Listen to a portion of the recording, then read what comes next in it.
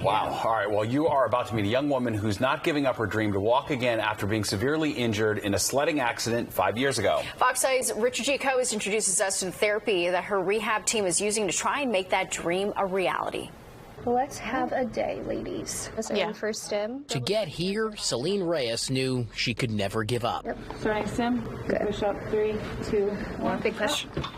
Good, Bean. I don't remember much because I was going in and out, but I do remember that instantly I knew I was paralyzed. It was back in December of 2020 when Selene, who was 15 at the time, took a ski trip with her family upstate. A few days in, Selene wanted to try sledding down a mountain. It was the last time she would ever have full use of her body. I went down like a really long slope of a mountain, and I just hit a tree. I couldn't stop. I couldn't move my legs, and it just felt very cold.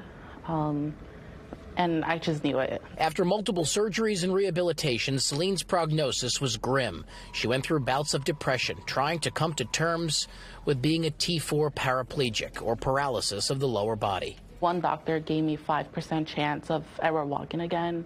Other doctors told me this is how you're going to stay for the rest of your life. 1, 2, 3. Yeah, the word never or the term rest of your life, that isn't a choice at St. Mary's Healthcare System for Children in Bayside, Queens, where Selene has spent much of the past half-decade taking one literal step at a time as part of the hospital's Locomotor Training Program, a program that improves quality of life in patients with spinal cord injuries by promoting mobility and improving function. Instead of looking at what patients like Selene might have lost, we see what their body retains. And we use our skilled interventions to make a difference and enhance the motor function that her body still has. 3, 2, 1.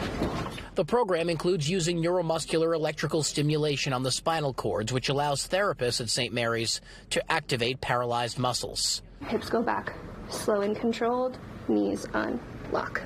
Good. Okay. And after Selene's muscles are activated, Selene gets harnessed into her chair for part 2 of her therapy, a brisk walk on the treadmill for a full hour, part of her everyday rehab. 15 seconds left. Once Selene is in place, she's taking actual strides on that treadmill with the help of her therapist. Selene says it's life-changing for her to walk on that treadmill up to 60 minutes every day. But for the therapist, they say not only have they seen a change in her physically, but mentally too. In the beginning, they feel a little differently, but when they see that they can, the ability to do these things, and they get that confidence, they go outside and express that within just outside of just physical therapy, outside in the world, and it's really nice to see. When I'm in therapy and I see my progress, and I see other people in my situation that they've walked again, I honestly have faith in God, and I just leave it up to Him at this point. But other than that, it's just keep working hard in therapy. 3, 2. One step at a time. In Bayside, Queens, Good job. Richard Giacobbe, Fox 5 News. Yeah, it's pretty Amazing. remarkable. Yeah, for sure. Well, space history made in Texas with the latest launch of a Blue Origin